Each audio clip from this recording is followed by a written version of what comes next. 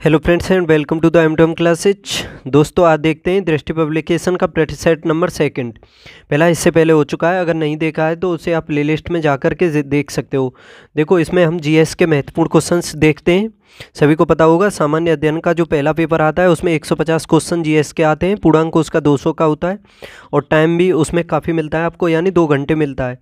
तो ये काफ़ी महत्वपूर्ण प्रैक्टिस सेट है और जब तक एग्ज़ाम होगा इसी तरह से लाता रहूँगा मैं आपके सामने, और आप सभी को अच्छे से समझने की कोशिश करो। काफ़ी क्वेश्चन मिल जाएंगे आप सभी को एग्जाम में इससे। तो देखो अब देर ना करते हुए पहले क्वेश्चन से स्टार्टिंग करते हैं इस प्रैक्टिस सेट की, और चैनल को सब्सक्राइब कर लीजिए और सभी को मेरे साथ अच्छे से करने की कोशिश करो। देखो पहला क्वेश्चन है, निम्नलिखित में से कौन सा सतत विकास लक्ष्यों यानी एसडीजीज के तहत 2030 तक प्राप्त करने का लक्ष्य नहीं है।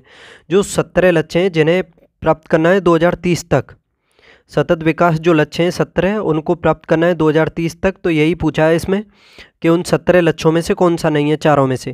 पहला है इसमें असमानताओं में कमी, दूसरा है इसमें सतत शहर एवं समुदाय, तीसरा है शून्य भुखमरी और चौथा है इसमें आतंकवाद पर रोक लगाना।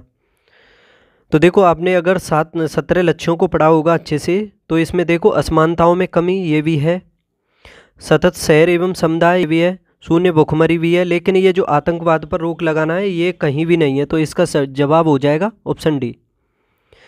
अब देखो इसी से संबंधित ये महत्वपूर्ण क्वेश्चन है, संयुक्त राष्ट्र का एजेंडा 2030 संबंधित है खाद्यान्न उत्पादन से, सतत विकास से, अंतरिक्ष अनुसंधान से, जल संरक्षण से। तो समझ लो ये वही क्वेश्चन है जो पहले वाला है, यानी जो 17 लक्ष्य 2030 तक निर्धारित किए गए हैं उसी से संबंधित है। और देखो सतत विकास से देखा जाए तो ये एजेंडा जो 2030 है इसको 25 सितंबर याद रख लेना, मैं लिख देता हूँ 25 सितंबर 2015, 25 सितंबर 2015 को ये संयुक्त राष्ट्र सतत विकास सम्मेलन में इनको अपनाया गया था, याद रखना। तो देखो ये किससे संबंधित है, सतत विकास से, ऑप्शन बी सही है इसका। क्वेश्चन नंबर 3 देखो, 81वें गोल्डन ग्लोब अवार्ड 2024 के संदर्भ में निम्नलिखित युग्मों में से कौन सा सही सुमेलित नहीं है। 81वें गोल्डन ग्लोब अवार्ड 2024 के संदर्भ में देखना है, तो युग्मों में कौन सा सुमेलित नहीं है। सर्वश्रेष्ठ अभिनेता क्या ऑस्टिन बटलर हैं? क्या आपने सुना कभी पढ़ा है ऐसा कि 81वें जो गोल्डन ग्लोब अवार्ड 2024 में दिए गए हैं उसमें सर्वश्रेष्ठ अभिनेता ऑस्टिन बटलर? देखो आगे तो आप तभी पढ़ोगे, पहला ही आपको गलत लग रहा होगा, क्योंकि ये जो सर्वश्रेष्ठ अभिनेता है ना ऑस्टिन बटलर नहीं है, याद रखना। फिर ये कौन है, किलियन मर्फी है। कौन है, किलियन मर्फी। ओपनहाइमर के लिए मिला है इन्हें ये सर्वश्रेष्ठ अभिनेता का जो पुरस्कार है, किसको, किलियन, लिख देता हूँ किलियन मर्फी, ठीक है। और देखो सर्वश्रेष्ठ फिल्म कौन सी है, ओपनहाइमर, इसी से संबंधित है ये जो अभिनेता है। और सर्वश्रेष्ठ अभिनेत्री लिली ग्लैड स्टोन है, लिली ग्लैड स्टोन 81वें गोल्डन ग्लोब अवार्ड 2024 में। और सर्वश्रेष्ठ निर्देशक ये क्रिस्टोफर नोलन है, क्रिस्टोफर नोलन, याद रखना, ठीक है। इन चारों को याद कर लो अच्छे से और स्क्रीनशॉट भी ले लो इनका। नेक्स्ट देखते हैं आप, मकड़ियों द्वारा उत्पादित रेशम क्या कहलाता है। जिस रेशम को मकड़ियाँ उत्पादित करती हैं उसको क्या कहा जाता है, टसर रेशम, गोसामर रेशम, मूंगा रेशम या अहिंसा रेशम। देखो काफ़ी अच्छा क्वेश्चन है ये, मकड़ियों द्वारा जो उत्पादित रेशम होता है उसको क्या कहा जाता है, ये पूछा है इसमें। तो देखो इसका सही जवाब हो जाएगा ऑप्शन बी, गोसामर रेशम। जो मकड़ियों के द्वारा उत्पादित रेशम होता है उसको गोसामर रेशम कहा जाता है। देखो रेशम के बारे में बताऊं आप सभी को, ये प्रोटीन निर्मित एक फाइबर होता है। क्या, प्रोटीन निर्मित एक फाइबर होता है। और इसका उत्पादन जो है जैसे कि मधुमक्खियाँ, तितलियाँ या फिर मकड़ियाँ, इन सभी के द्वारा किया जाता है।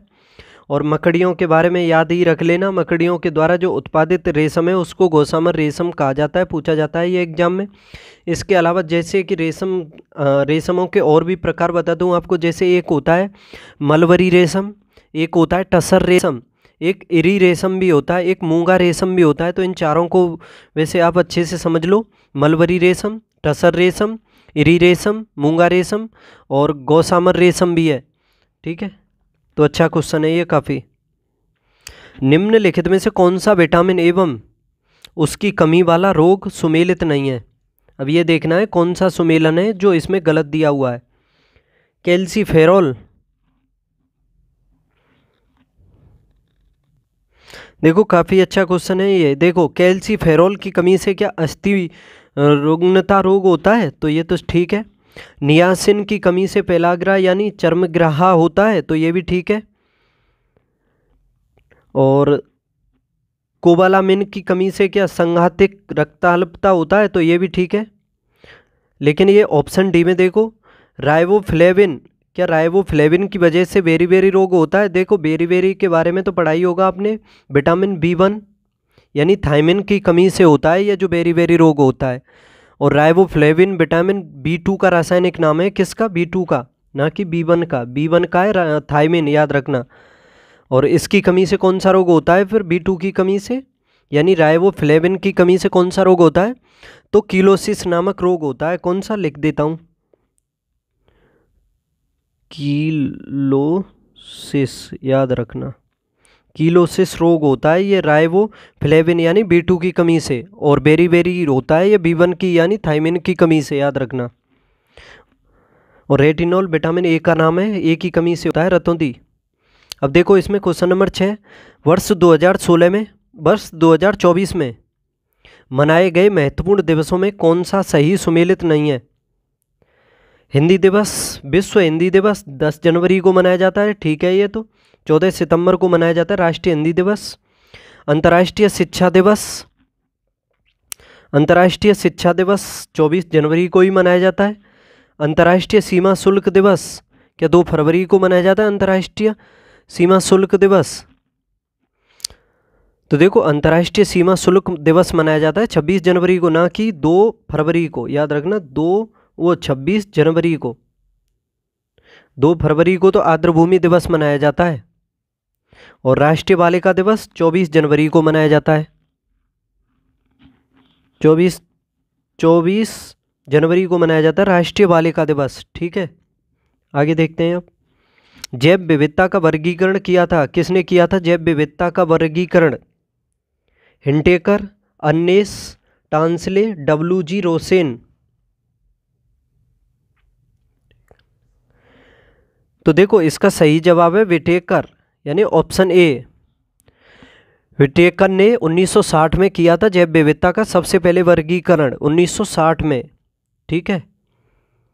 और इन्होंने जो है जैव विविधता को 3 श्रेणियों में, यानी जैसे अल्फा और आपका बीटा और गामा, इन तीनों श्रेणियों में विभाजित किया था इन्होंने जैव विविधता को, अल्फा, बीटा और गामा में, ठीक है। और सबसे पहले जैव विविधता का वर्गीकरण विटेकर ने किया था 1960 में।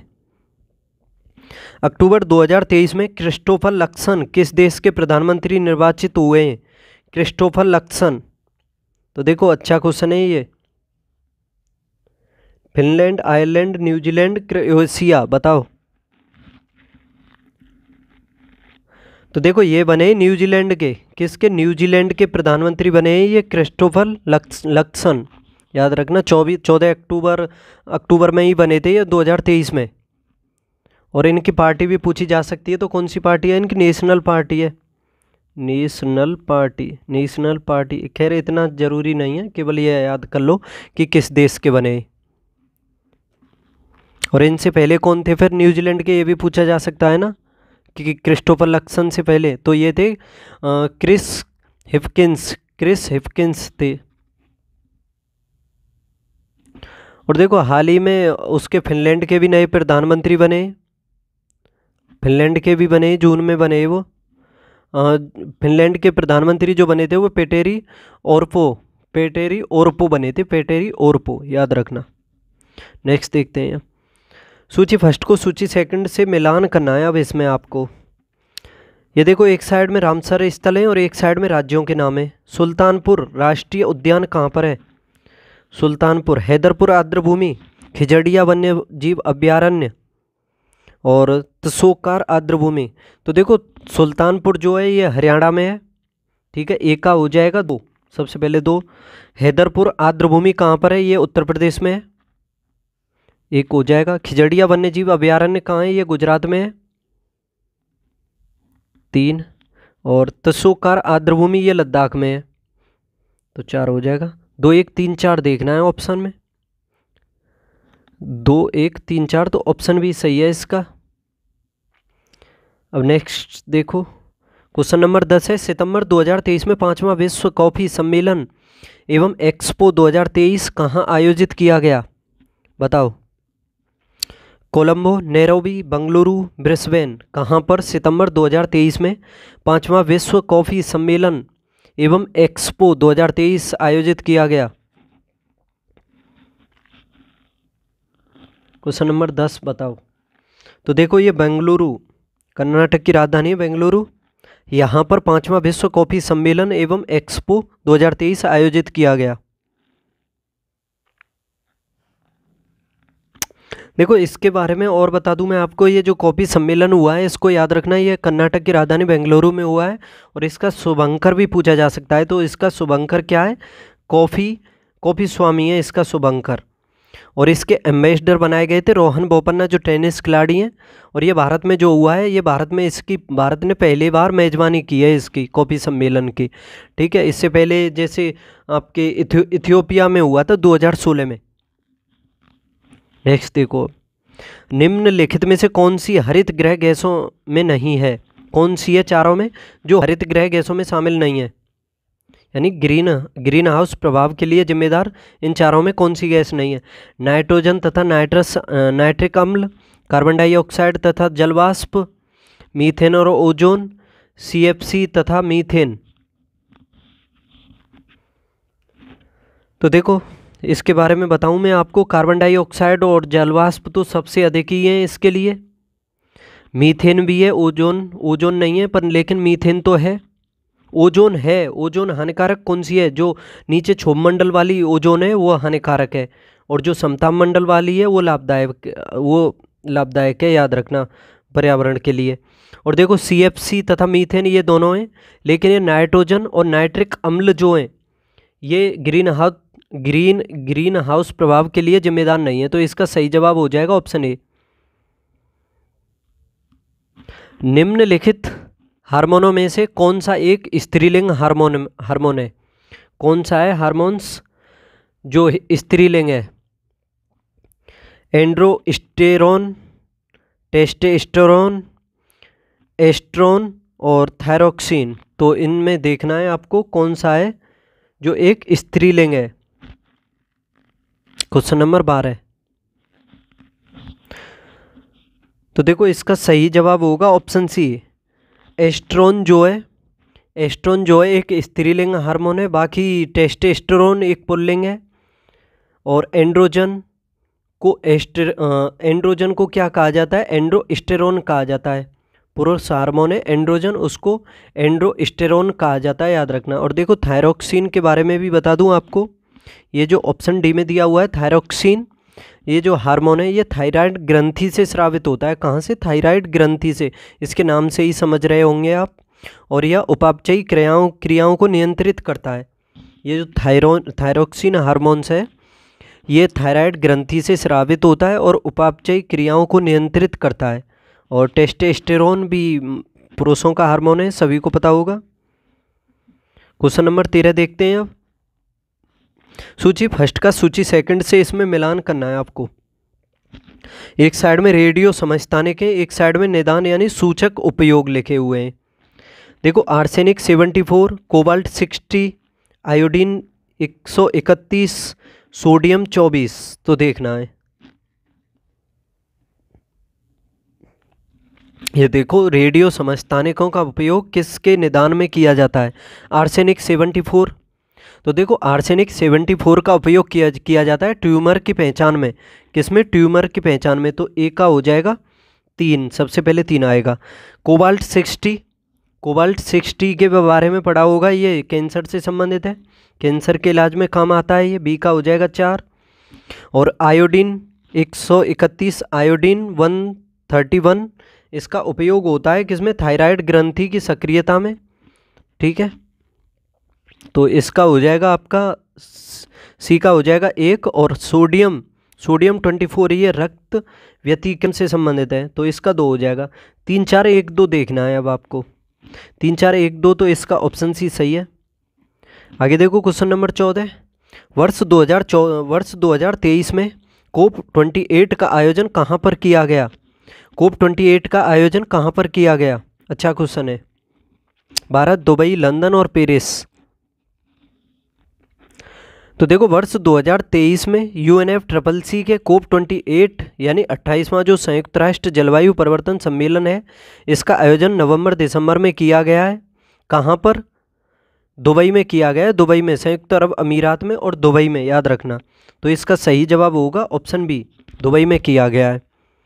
और देखो कोप 24 का आयोजन भी किया गया था।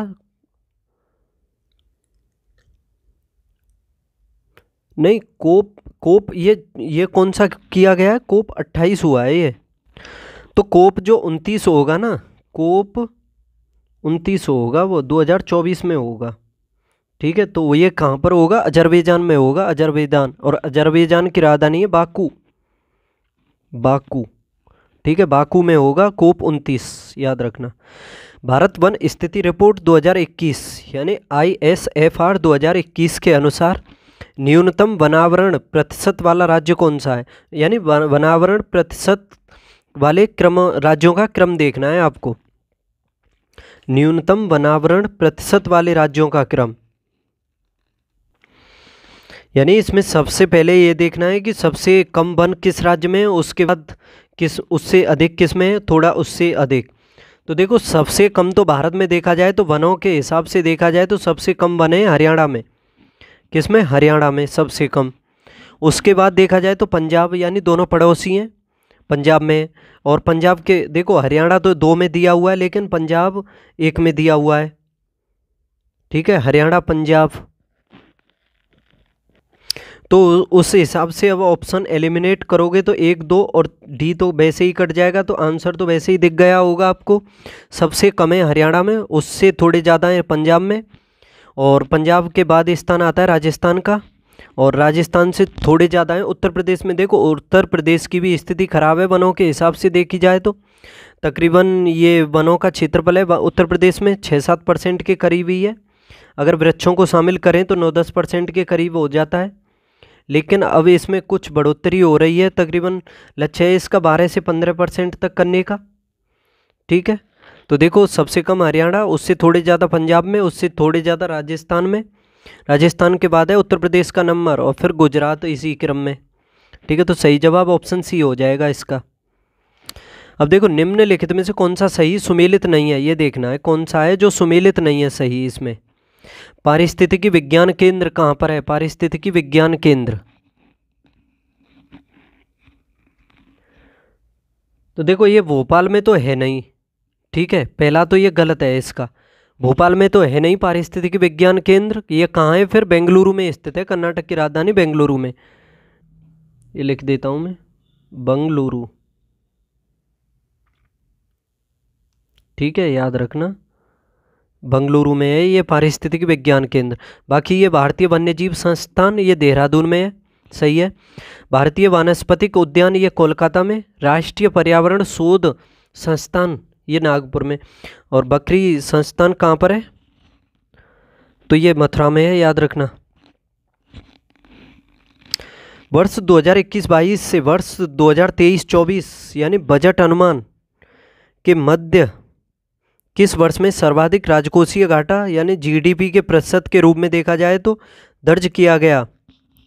वर्ष 2021-22 से वर्ष 2023-24 के मध्य किस वर्ष में सर्वाधिक राजकोषीय घाटा दर्ज किया गया? बताओ, राजकोषीय घाटा वर्ष 21-22 में, या वर्ष 22-23 में, या 22-23 में? बजट अनुमान, संशोधित अनुमान, बजट अनुमान 23-24 में।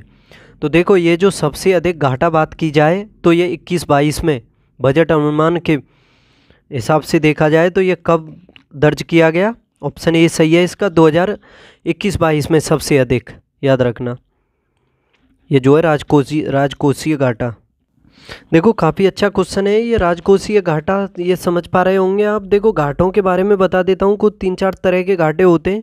जैसे कि ये राजकोषीय घाटा, सबसे बड़ा राजकोषीय घाटा होता है ये जीडीपी में।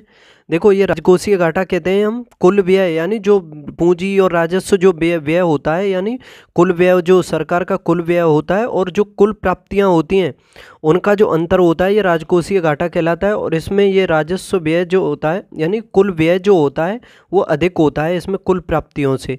ठीक है। और राजस्व घाटा किसे कहते हैं? राजस्व घाटा कहते हैं राजस्व व्यय और राजस्व प्राप्तियों के अंतर को, यानी राजस्व व्यय अधिक होता है और राजस्व प्राप्ति कम होती है तो राजस्व घाटा होता है। और देखो प्राथमिक घाटा किसे कहते हैं कि जैसे चालू वर्ष है तो चालू वर्ष में जो राजकोषीय घाटा है और जो पिछला वर्ष है, पिछले वर्ष का सरकार पर जो कर्ज है और उस कर्ज के लिए जो ब्याज चुकाई जाती है, यानी जो कर्ज के लिए ब्याज चुकाई जाती है पिछले वर्ष के कर्ज के लिए, उसको कम कर देते हैं, चालू वर्ष के राजकोषीय घाटे से घटा देते हैं, तो वही निकल करके आता है प्राथमिक घाटा। और देखो प्रभावी राजस्व घाटा भी होता है एक। प्रभावी राजस्व घाटा किसे कहते हैं? तो प्रभावी राजस्व घाटा हम उसको कहते हैं जो राजस्व व्यय जो होता है उसमें से हम, जैसे व्यय होता है दो तरह का, एक तो होता है राजस्व व्यय और एक होता है पूंजीगत व्यय। तो राजस्व व्यय में से अगर आप पूंजीगत व्यय को निकाल दोगे तो वो जो निकल करके आएगा वही होगा आपका प्रभावी राजस्व घाटा। ठीक है। और याद रखना ये जो प्रभावी राजस्व घाटा होता है ये गैर उत्पादक होता है। अगर ऑप्शन में आ जाए आपको स्टेटमेंट में क्या ये जो राजस्व घाटा होता है ये कंप्लीटली पूरा गैर उत्पादक होता है क्या, तो गलत कर देना। गैर उत्पादक ओनली प्रभावी राजस्व घाटा होता है। ठीक है। अगर उसमें से आप पूंजी उत्पादक व्यय को निकाल दोगे तो देखो इसमें ये ऑप्शन ए जो है इसका वर्ष 2021-22 में राजकोषीय घाटा सर्वाधिक दर्ज किया गया था। ऑप्शन ए सही है। भारत के पहले 3D प्रिंटेड डाकघर का उद्घाटन कहाँ किया गया है? मुंबई, बंगलुरु, चेन्नई, सूरत। अच्छा क्वेश्चन है, बताना है आपको। तो देखो ये बंगलुरु में कर्नाटक में उद्घाटन किया गया है इसका 3D प्रिंटेड मंदिर यानी डाकघर का। ठीक है। तो इसका सही जवाब हो जाएगा ऑप्शन ए। Option B. और देखो इस क्वेश्चन में ये और याद कर लेना किस कंपनी ने बनाया है ये भी पूछा जा सकता है। तो लार्सन एंड ट्रूबो जो L&T कंपनी है उसके द्वारा बनाया गया है ये। ठीक है। और इसमें IIT जो मद्रास है उसने इसमें समर्थन किया है। ठीक। तो सही जवाब हो जाएगा 3D प्रिंटेड डाकघर कहाँ बना है? बंगलुरु, कर्नाटक में। देखो जल यानी प्रदूषण निवारण और नियंत्रण अधिनियम है किस वर्ष अधिनियमित किया गया था? जल अधिनियम जो है जल प्रदूषण निवारण और नियंत्रण अधिनियम। तो देखो इसका सही जवाब है ऑप्शन ए। ये अधिनियमित किया गया था 1974 को। कब? 1974 को। और ये 1980 का वन संरक्षण अधिनियम है और पर्यावरण संरक्षण अधिनियम 1986 का है। नेक्स्ट देखते हैं आप। नीचे दो वक्तव्य दिए गए हैं, एक कथन को और एक कारण को। एक कथन है और एक कारण है, तो ये देखना है कौन सा सही है इसमें। कथन है पहले कि प्रायद्वीपीय भारत में सिंचाई का एक प्रमुख साधन तालाब है। प्रायद्वीपीय भारत में क्या? और कथन यानी कारण है। कथन तो ये हो ही गया। अब कारण देखो इसमें प्रायद्वीपीय क्षेत्र की अधिकांश नदियाँ मौसमी हैं क्या? तो देखना है अब इसमें सही कौन सा है। क्या इसकी ये दोनों व्याख्या भी करता है क्या जो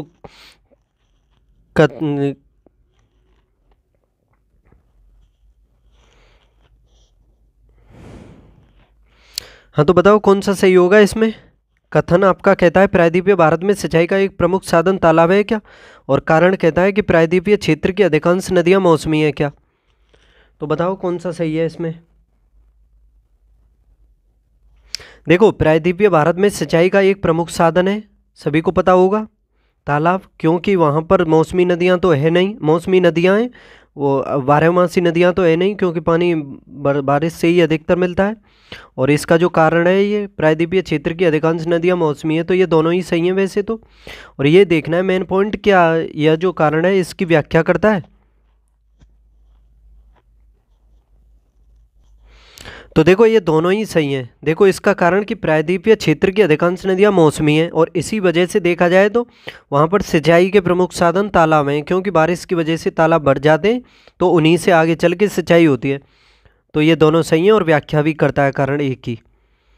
नेक्स्ट देखो, किस अधिनियम के द्वारा ब्रिटिश संसद ने चाय और चीन के साथ व्यापार को छोड़ करके ईस्ट इंडिया कंपनी के भारत के साथ व्यापारिक एकाधिकार को समाप्त कर दिया था? देखो काफ़ी अच्छा क्वेश्चन है, इसके बारे में बता दूं, ये संबंधित है 1813 के चार्टर अधिनियम से। ऑप्शन ए इसका सही हो जाएगा। देखो 1813 के चार्टर अधिनियम के बारे में और भी बता दूं कि 1813 के चार्टर अधिनियम के तहत ही क्रिश्चियन मिशनरीज यानी ईसाई धर्म का भारत में आगमन हुआ था। किसके लिए? ईसाई धर्म के प्रसार प्रचार के लिए, ठीक है। और भारतीय शिक्षा के विकास के लिए सालाना 1,00,000 रुपये आवंटित भी किए गए थे। इसी के तहत 1813 के तहत ही 1,00,000 रुपये, याद रखना, शिक्षा के लिए। और ईस्ट इंडिया कंपनी के व्यापारिक एकाधिकार को समाप्त कर दिया गया था, सिवाय 2 अधिकारों को छोड़ करके, एक चाय का और एक चीन का, ठीक है। तो ये महत्वपूर्ण हो जाता है, ऑप्शन ए इसका सही हो जाएगा। निम्नलिखित में से कौन भारतीय संविधान के अंतर्गत सही सुमेलित नहीं है? पंचायत जो है क्या भाग 9 में संबंध 9 में है, और नगर पालिकाएं 9 का में, और सहकारी समितियां 9 खा में, और अधिकरण क्या भाग 10 में है?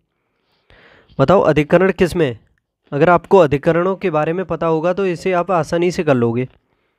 तो देखो अधिकरण जो है ये भाग 10 में नहीं है, भाग 14 में है। किस में? भाग 14 में, याद रखना। भाग 14 का में, सॉरी का लगाओ, क्योंकि आर्टिकल 323 का और 323 खा ये अधिकरण से संबंधित हैं।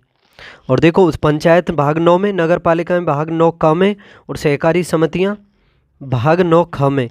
देखो पंचायतें 73वें संविधान से, नगर पालिकाएं 74वें संविधान संशोधन से जोड़ी गई, सहकारी समितियां ये 97वें संविधान संशोधन से, याद रखना। अब ये देखो इसमें सूची फर्स्ट का सेकंड से मिलान करना है। एक साइड में देखो विश्व खाद्य दिवस, विश्व मृदा दिवस, यानी दिवसों के बारे में देखना है। विश्व खाद्य दिवस कब मनाया जाता है? तो देखो ये मनाया जाता है 16 अक्टूबर को, एक का हो जाएगा 2। विश्व मृदा दिवस ये 5 दिसंबर को मनाया जाता है, 2 बी का हो जाएगा 1।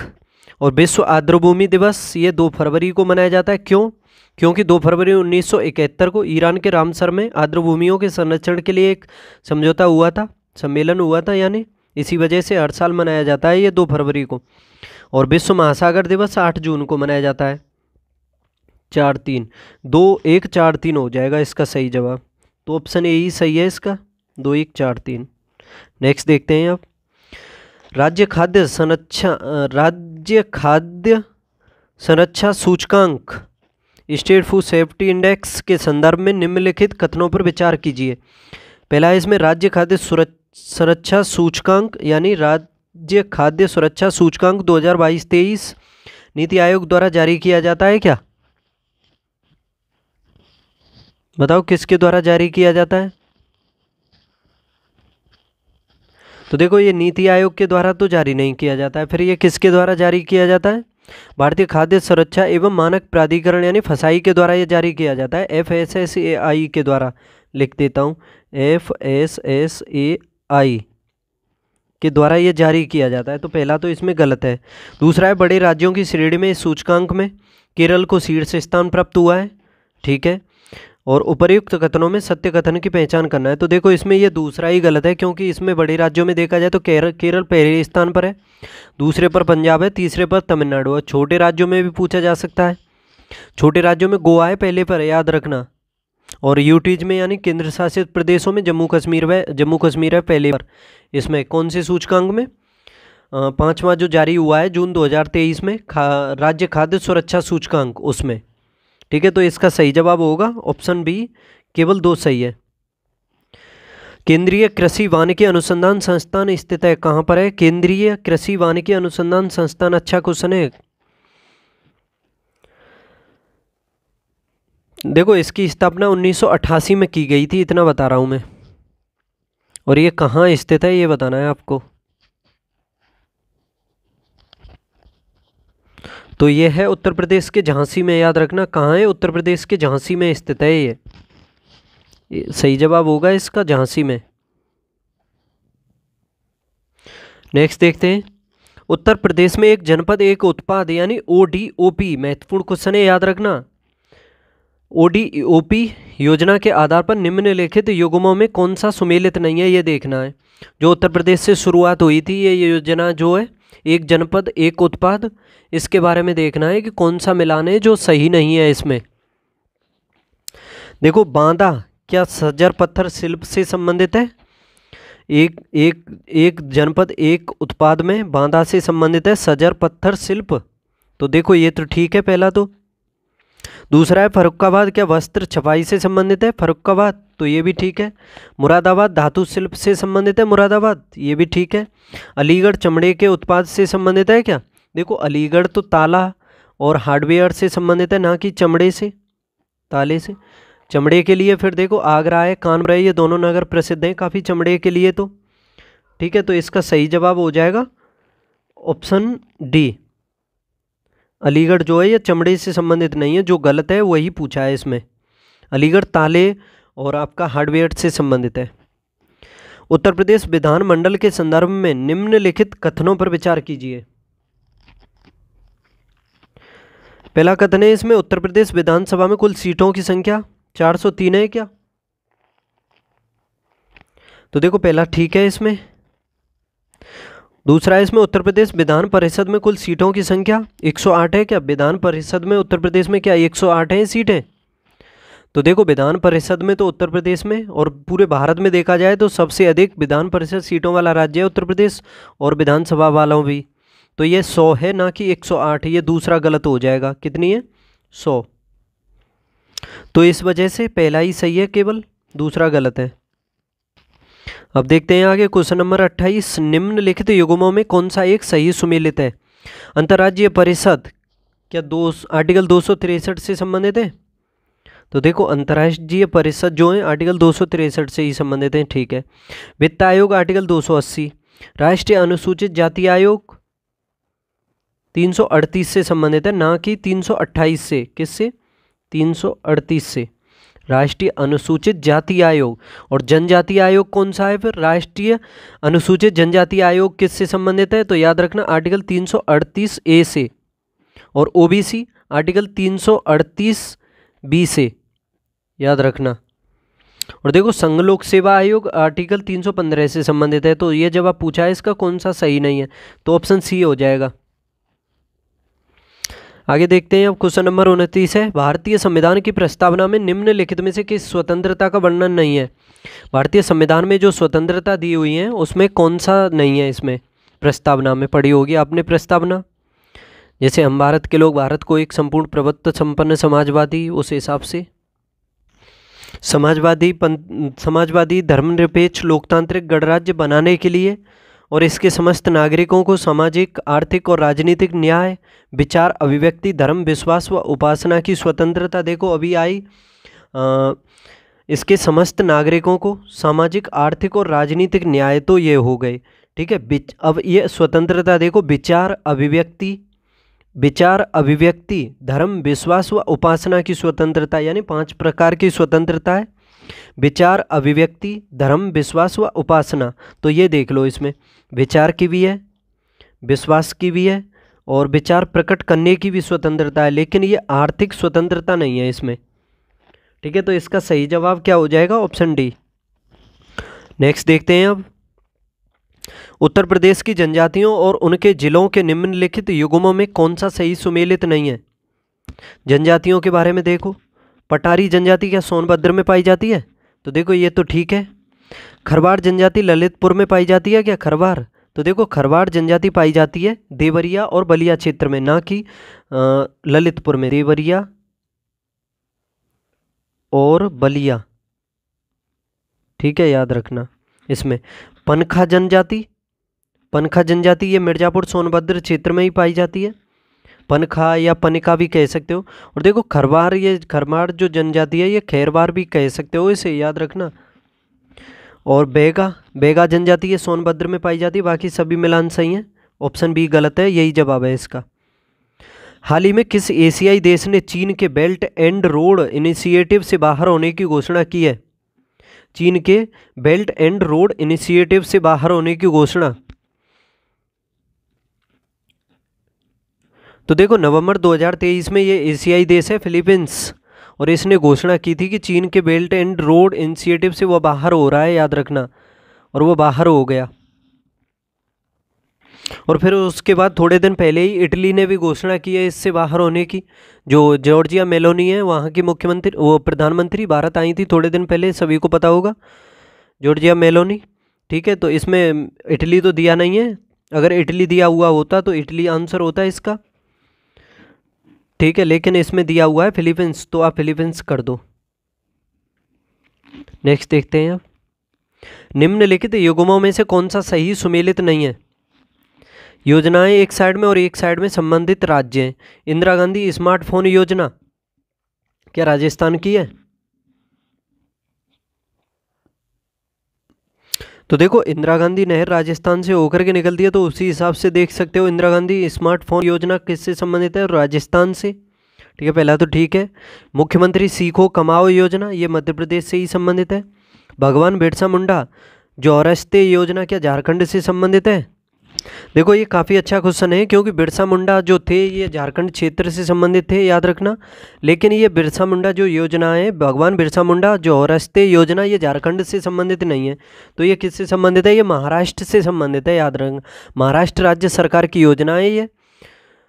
और इसमें ये देखा जाए तो 17 जिलों की सभी आदिवासी बस्तियों को मुख्य सड़कों से जोड़ने के लिए प्रारंभ की गई है। ठीक है, तो इसका सही जवाब हो जाएगा ऑप्शन सी। और इसमें नंद बाबा दुग्ध मिशन योजना ये उत्तर प्रदेश की है। ठीक है, नंद बाबा उत्तर प्रदेश से ही संबंधित हैं, तो उसी हिसाब से नंदगाम बरसाना जो ब्रज क्षेत्र है उस साइड से। अब देखो क्वेश्चन नंबर 33 है, नीति आयोग द्वारा जुलाई 2023 में जारी राष्ट्रीय बहुआयामी निर्धनता सूचकांक एक प्रगति समीक्षा रिपोर्ट के अनुसार वर्ष 2015-16 से 2019-21 के मध्य बहुआयामी निर्धनता से मुक्त हुए लोगों की संख्या के संदर्भ में देश के सभी राज्यों में शीर्ष स्थान पर कौन सा है? काफ़ी अच्छा क्वेश्चन है ये। यानी ये रिपोर्ट जारी की गई है नीति आयोग के द्वारा, राष्ट्रीय बहुआयामी निर्धनता सूचकांक की। इसमें देखा जाए तो 2015 से 2019 के मध्य बहुआयामी निर्धनता से मुक्त हुए लोगों की संख्या के बारे में पूछा है। तो सबसे अधिक संख्या में लोग निर्धनता से मुक्त कौन से राज्य में हुए हैं? तो देखो ये हुए हैं उत्तर प्रदेश में, ऑप्शन बी सही हो जाएगा इसका जवाब। क्वेश्चन नंबर 34 देखो, उत्तर प्रदेश के निम्नलिखित नगरों में से किस एक में नगर निगम नहीं है? किस नगर में नगर निगम नहीं है? झांसी, अयोध्या, फिरोजाबाद, जौनपुर। देखो उत्तर प्रदेश की बात की जाए तो उत्तर प्रदेश में कुल 17 नगर निगम हैं, जैसे कि अयोध्या, झांसी, फिरोजाबाद, अलीगढ़, आगरा, उस हिसाब से मथुरा भी है, और आपका सहारनपुर, ये सभी कुल 17 नगर निगम है उत्तर प्रदेश में। कितने? 17, याद रखना। लेकिन इसमें इन चारों में देखो झांसी भी है, अयोध्या भी है, ठीक है, और फिरोजाबाद भी है, लेकिन ये जौनपुर जो है, जौनपुर नहीं है नगर निगम। ठीक है, क्या है फिर? ये नगर पालिका परिषद है, नगर पालिका परिषद, ऑप्शन डी सही हो जाएगा।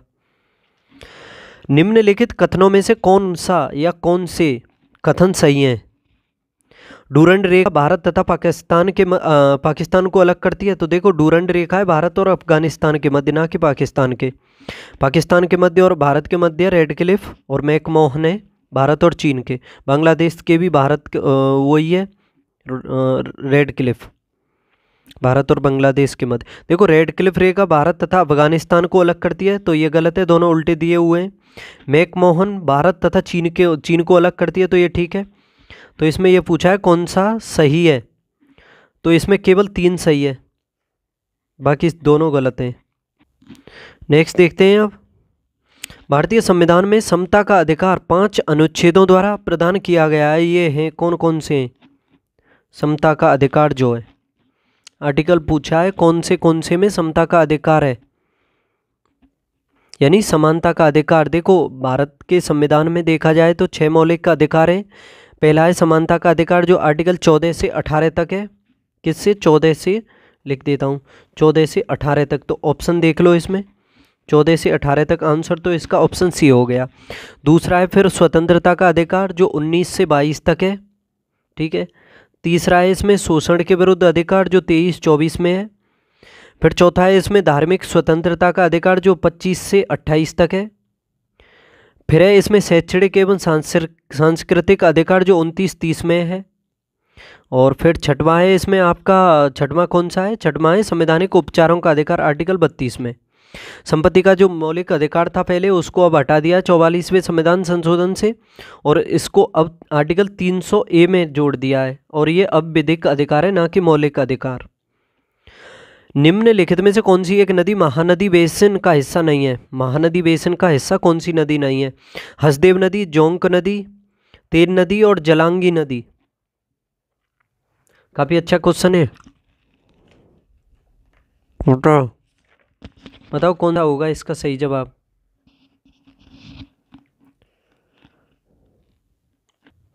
देखो महानदी के बारे में बताऊं मैं आपको कि महानदी का जो उद्गम होता है ना, ये छत्तीसगढ़ के एक धमतरी जिला है वहाँ से होता है, और सिहावा नामक पहाड़ी है, सिहावा नामक पहाड़ी उससे होता है। और महानदी क्षेत्र के बेसिन का जो क्षेत्र है उसके बारे में बात करें तो छत्तीसगढ़, उड़ीसा और आपका झारखंड, महाराष्ट्र और कुछ हिस्सा मध्य प्रदेश का भी आता है, तो इन क्षेत्रों में फैला हुआ है। ठीक है, और इसमें ये देखो हसदेव नदी इसी से संबंधित है, जोंक नदी भी है, तेल भी है, लेकिन ये जो जलांगी नदी जो है, ये जलांगी नदी गंगा नदी बेसिन का हिस्सा है, ना कि ये महानदी बेसिन का। तो ऑप्शन डी हो जाएगा इसका सही जवाब। जलवायु परिवर्तन प्रदर्शन सूचकांक 2024 के संदर्भ में निम्न कथनों पर विचार कीजिए। काफ़ी अच्छा क्वेश्चन है, जलवायु परिवर्तन प्रदर्शन सूचकांक 2024 में। पहला है इसमें, यह सूचकांक जर्मन बॉच एवं 2 अन्य संस्थाओं के कंसोर्टियम द्वारा जारी किया जाता है क्या? जलवायु परिवर्तन प्रदर्शन सूचकांक जो है 2 संस्थाएं कंसोर्टियम द्वारा जारी किया जाता है, एक है जर्मन बॉच और एक है नहीं, जर्मन बॉच और 2 अन्य संस्थाओं के कंसोर्टियम द्वारा जारी किया जाता है क्या? पहला ये।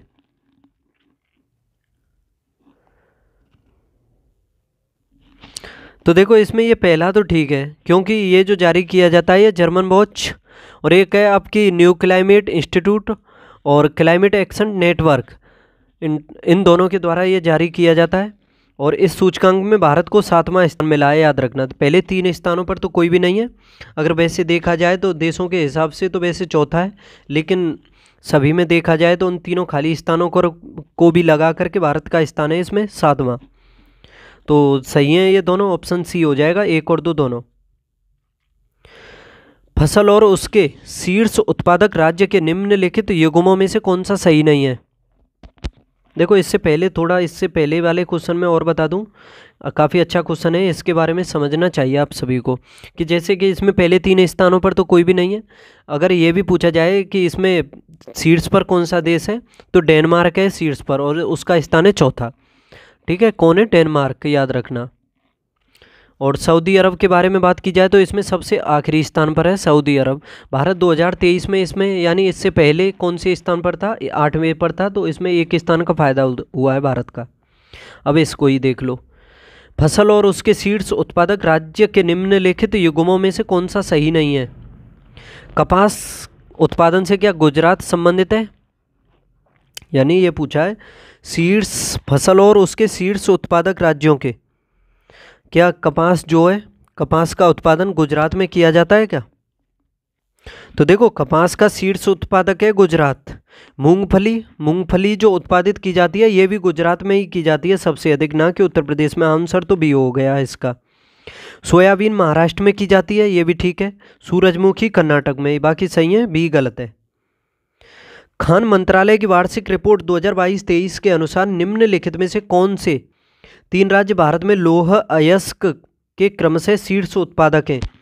यानी लौह अयस्क के शीर्ष उत्पादक राज्य देखने हैं भारत में। तो देखो सबसे अधिक लोहा जो है वो उत्पादित किस में किया जाता है? उड़ीसा में किया जाता है। अब उड़ीसा देखो पहले में कौन से में है? देखो बी और सी तो वैसे ही एलिमिनेट हो गए क्योंकि उड़ीसा पहले स्थान पर नहीं है, बचे ए और डी। उड़ीसा में तकरीबन ये जो उत्पादित किया जाता है ये 50-55% के करीब किया जाता है कोयला नहीं, लोहा, याद रखना। और छत्तीसगढ़ फिर दूसरे स्थान पर है, इसमें तकरीबन 16-17% के करीब है छत्तीसगढ़, देखो इसमें भी है। और तीसरे स्थान पर है कर्नाटक, जिसमें 15-16 15-16 के करीब है और छत्तीसगढ़ में 16-17। तो देखो तीसरे स्थान पर कौन सा आएगा, कर्नाटक। तो ऑप्शन डी इसका सही है, उड़ीसा, छत्तीसगढ़ और कर्नाटक। अब देखो एक साइड में जलप्रपात है और एक साइड में नदी। कपिल धारा जलप्रपात किस नदी पर है, कपिल धारा। तो देखो कपिल धारा जो जलप्रपात है ये है नर्मदा नदी पर। अमृत धारा है हसदेव नदी पर, किस पर, हसदेव नदी पर। और गौतम धारा, ये गौतम धारा भी काफ़ी अच्छा है। गौतम धारा यानी इसे जोन्ना भी कह सकते हो, ये राणू नदी पर है, किस पर, यानी कि कौन सी नदी है, हाँ राणू कह दो या रामू, कुछ भी कह सकते हो इसे। और चित्रकूट ये इंद्रावती नदी पर है, याद रखना। देखो हसदेव नदी कहाँ है, हसदेव है ये आप छत्तीसगढ़ में, और नर्मदा नदी ये मध्य प्रदेश से होकर के निकलती है, ठीक है, गुजरात में। और नर्मदा उसी खम्बात की खाड़ी में जाकर के हाँ खम्बात की खाड़ी में जाकर के गिरती है। और आपका ये नर्मदा नदी भी हो गई। और इंद्रावती नदी कहाँ से बहती है, छत्तीसगढ़ क्षेत्र से ही बहती है, ठीक है। और ये रावू या राडू नदी जो है ये झारखंड रांची से संबंधित है। तो इसमें ये मिलान देख लो, तो कपिल धारा हो जाएगा 3 से नर्मदा से, और आपका अमृत धारा हो जाएगा 1 हसदेव से, गौतम धारा हो जाएगा आपका रावू से 4 से, और आपका चित्रकूट हो जाएगा इंद्रावती 2 से। 3 1 4 2 देखना है, 3 1 4 2, तो ऑप्शन ए सही है इसका। क्वेश्चन नंबर 42, निम्नलिखित अभ्यासों और देशों के युग्मों में से कौन सा सुमेलित नहीं है।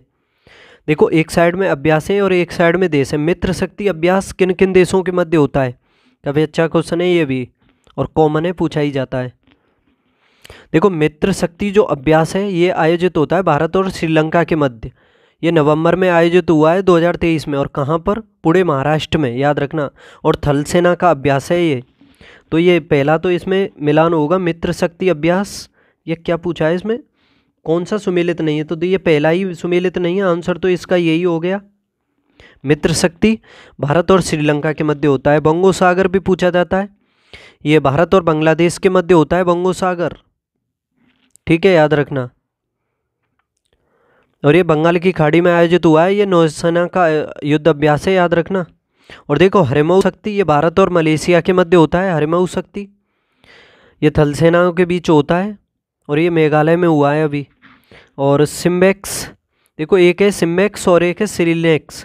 सिम्बेक्स तो भारत और सिंगापुर के मध्य होता है, और सिलिनेक्स लंका में ल आ रहा है और सिली में भी ल आ रहा है, तो सिलिनेक्स श्रीलंका के मध्य होता है। तो बाकी सभी सही है, ए गलत है, आंसर ए ही हो जाएगा इसका।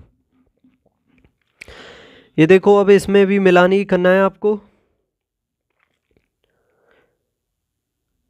देखो ब्याज अदायगी यानी ये राशियों के बारे में है। देखो इसमें ये समझो कि संघीय बजट 2023-24 में कुल व्यय के बारे में देखना है। व्यय के हिस्से के संदर्भ में सूची फर्स्ट और सेकंड से सुमेलन करना है आपको, और ये देखना है कि किसके लिए कितना व्यय किया गया है परसेंट के हिसाब से।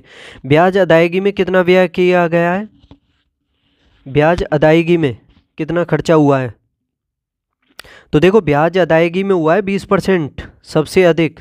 समझ सकते हो, अगर आप 100 रुपये खर्च कर रहे हो तो उसमें से आपके 20 रुपये केवल ब्याज अदायगी में जो कर्ज लिया हुआ है उस पर जाएंगे, यानी 20 रुपये किसी भी काम के नहीं है। और करों और शुल्कों में राज्यों का हिस्सा कितना है, यानी केंद्र के द्वारा करों और शुल्कों में राज्यों को कितना दिया जाता है, तो देखो ये है 18%। और केंद्रीय क्षेत्र की योजनाओं पर कितना व्यय किया जाता है, तो ये 17%। और केंद्र प्रायोजित योजनाओं पर ये 9%। ठीक है, ए का हो जाएगा 2, बी का 1, सी का 3 और डी का 4।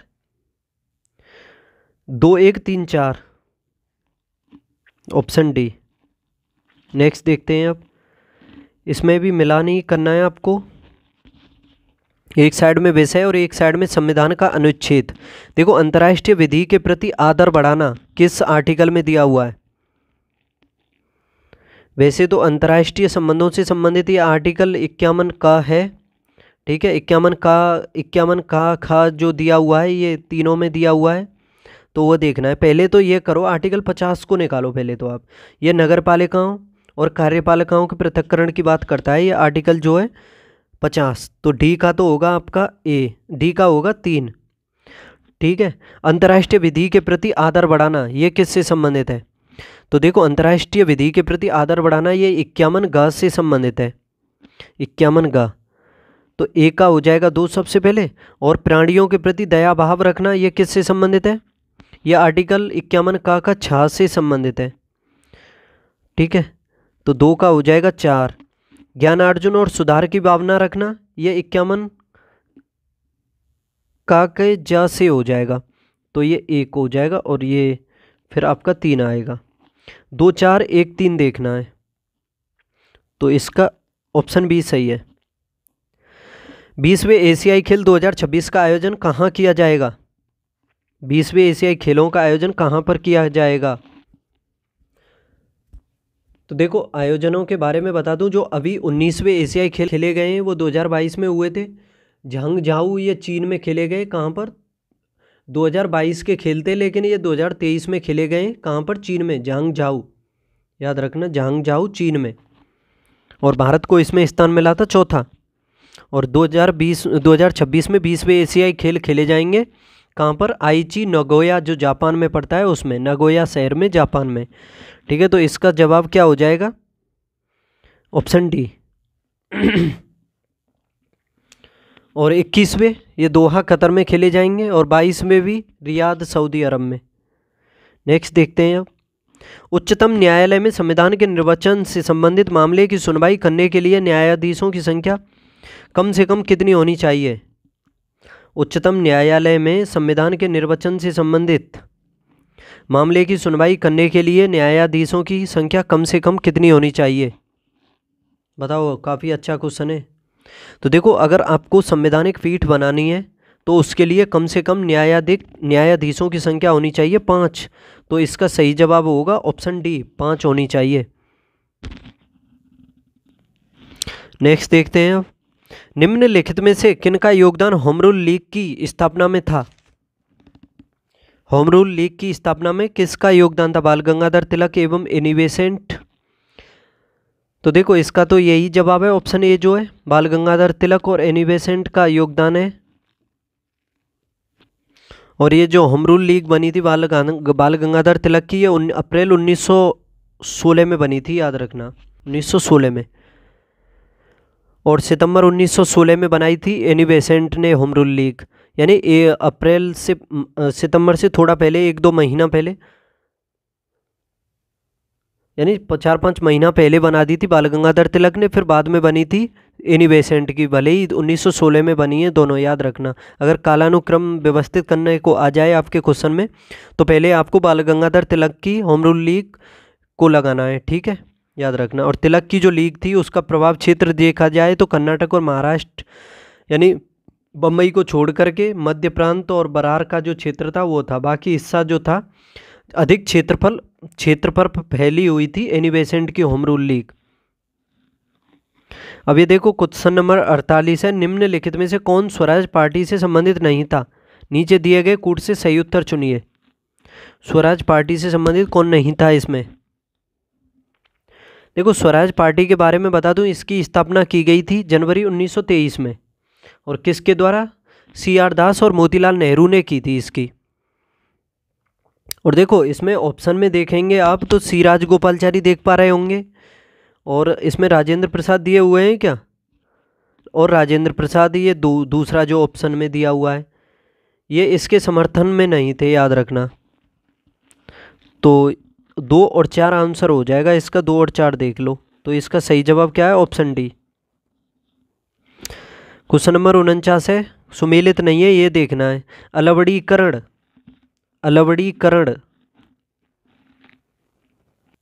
तो देखो अलवड़ीकरण ये समुद्री जल से ही संबंधित है, प्रतिलोम परासरण ये पेयजल से ही संबंधित है, विकृतीकरण ये प्रोटीन से संबंधित है, लेकिन पाश्चुरीकरण जो है ये इससे संबंधित नहीं है। तो पाश्चुरीकरण एक ऐसी प्रक्रिया है, याद रखना, जिससे दूध का निर्जमीकरण यानी रोगजनक सूक्ष्म जीवों को नष्ट करना, निर्जनीकरण करके उसकी भंडारण क्षमता में सुधार किया जाता है इसमें, याद रखना। नेक्स्ट देखते हैं, अब आंसर हो जाएगा इसका ऑप्शन डी। ठीक है, नेक्स्ट देखो, अब आज का लास्ट क्वेश्चन है ये। अगर देखो आपको क्वेश्चन सभी अच्छे लगे हों, अगर आपको मज़ा आ रहा हो पढ़ने में, कुछ आपको फ़ायदेमंद लग रहे हों, तो चैनल को सब्सक्राइब तो ज़रूर करना, आपका फर्जी है। और आपके दोस्तों को भी शेयर करना भी, आपको अगर फ़ायदा लगे आपको तो शेयर भी कर दो, आपके दोस्तों को भी फ़ायदा होना चाहिए अधिक से अधिक। ठीक है, और अगर आपको इसकी पीडीएफ चाहिए तो पीडीएफ भी मिल जाएगी आपको, हमारे टेलीग्राम चैनल है M2M क्लासेज, उस पर। देखो वाशिंग सोडा इसमें मिलान करो। वाशिंग सोडा किसको कहोगे? देखो वाशिंग सोडा कहते हैं हम सोडियम कार्बोनेट को, सोडियम कार्बोनेट, तो ए का हो जाएगा 4। ठीक है, सोडियम कार्बोनेट को कहते हैं washing soda. Caustic soda sodium hydroxide को कहते हैं, सोडियम हाइड्रोक्साइड। और नीला थोथा किसे कहते हैं फिर? देखो नीला थोथा कहते हैं हम कॉपर सल्फेट को। और हाइपो कहते हैं सोडियम थायोसल्फेट को। तो देखो ए का हो जाएगा 4, बी का हो जाएगा आपका कास्टिक सोडा हो जाएगा आपका 1, और नीला थोथा हो जाएगा 2, और हाइपो हो जाएगा 3। 4 1 2 3,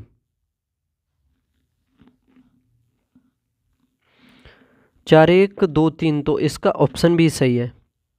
तो इस तरह से दोस्तों ये प्रैक्टिस सेट कंप्लीट होता है। कल मिलेंगे फिर अगले प्रैक्टिस सेट के साथ, इसी तरह से लाता रहूँगा जब तक आपका एग्जाम होगा। दृष्टि पब्लिकेशन की महत्वपूर्ण क्वेश्चन है, महत्वपूर्ण पीडीएफ है, सभी है जो प्रैक्टिस सेट होता है, तो सभी को अच्छे से देखना चाहिए, इसको काफ़ी फ़ायदा होगा आपके एग्ज़ाम में। और चैनल को भी सब्सक्राइब कर लो और पढ़ते रहो। कल मिलते हैं फिर अगले प्रैक्टिस सेट में, तब तक आप अच्छे से तैयारी करके आओ, उसे आप अच्छे से देखना कितने क्वेश्चन सही होते हैं, और कमेंट बॉक्स में भी बताया करो कि इतने सही हुए, इतने गलत हुए, कुछ फ़ायदा हुआ, कुछ राय भी हो तो सब कुछ बताओ। कल मिलते हैं फिर, बाय।